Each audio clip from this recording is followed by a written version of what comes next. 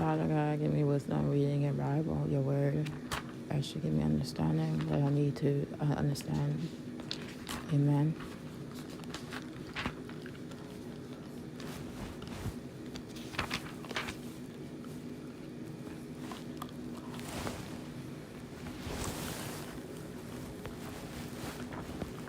So it says Leviticus chapter 27, and maybe I should read it with the audio Bible.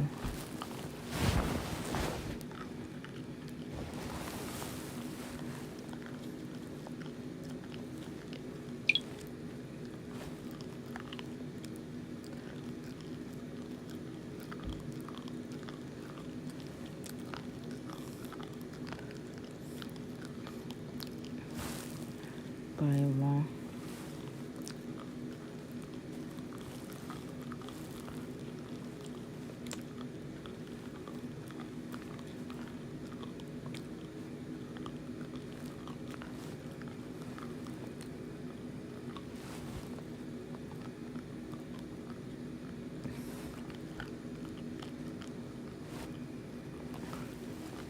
Chapter 27.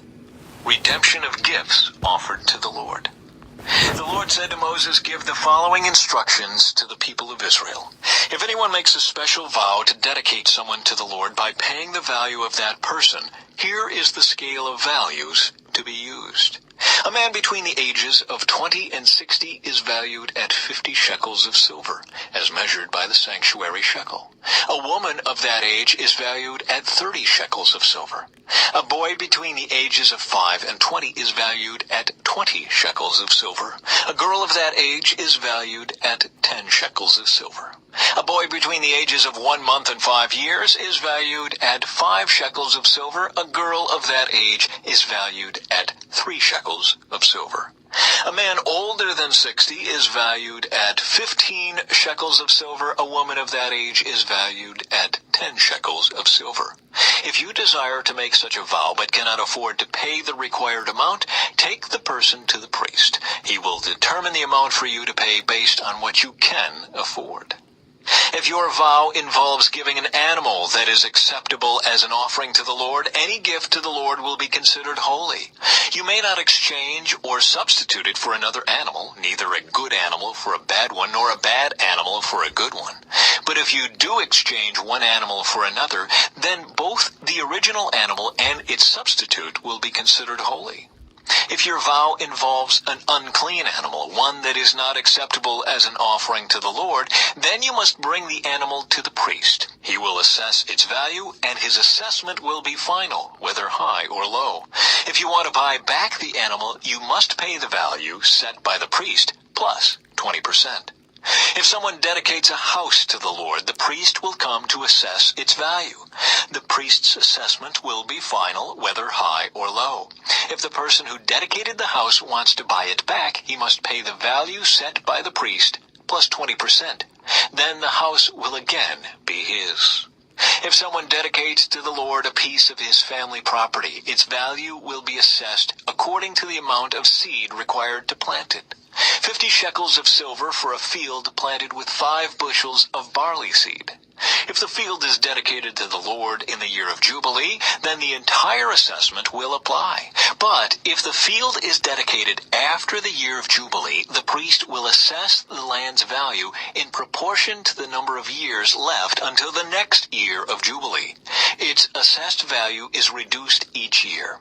If the person who dedicated the field wants to buy it back, he must pay the value set by the priest plus 20%. Then the field will again be legally his. But if he does not want to buy it back and it is sold to someone else, the field can no longer be bought back.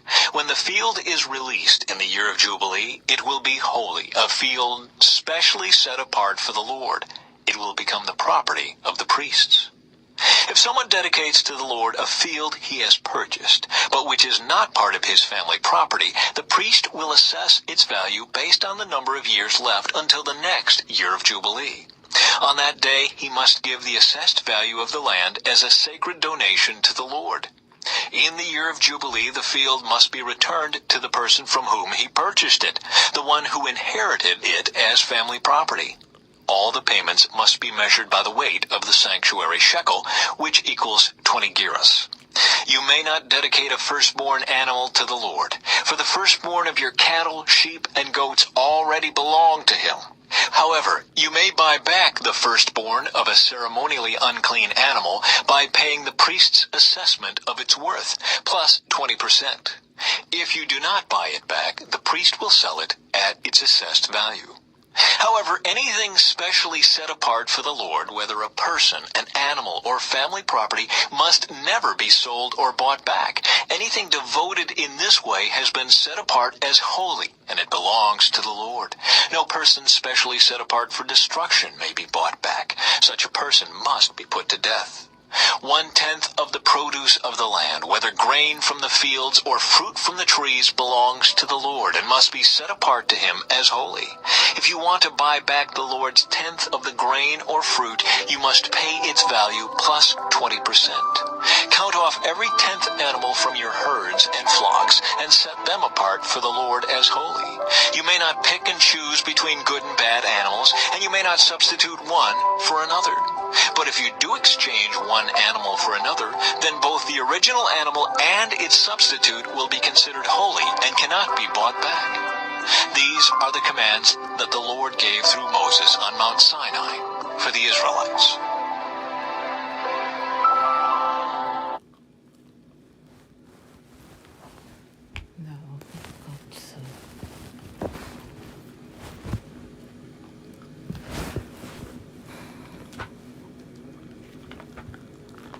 Leviticus 27.